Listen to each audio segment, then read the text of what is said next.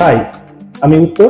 আমি as a blockchain developer কাজ করছি রেড অ্যাপেল লার্নিং এর সাথে as a mentor and as a developer. আজকে আমরা জানবো যে ব্লকচেন টেকনোলজিটা কি এবং আমরা কিভাবে এই টেকনোলজিকে কাজে লাগিয়ে আমাদের ভবিষ্যৎকে আরো ভালো সিকিউর বা আরো ভালোভাবে এগিয়ে নিয়ে যেতে পারি।